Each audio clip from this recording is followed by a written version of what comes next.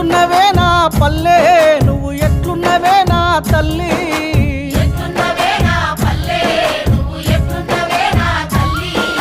మన్నె గుట్ట మైసన గుట్ట నడుమన రకపతి బోరెన్క నుంచి బగబగ సూర్యుడు బయటికొచ్చేది తుక పై మీద కూర బూడికేది సద్ది గట్టుకొని అవ్వయ్య పనికి మేము బడికి ఎవ్వల పనులకు వారెళ్ళిపోయేది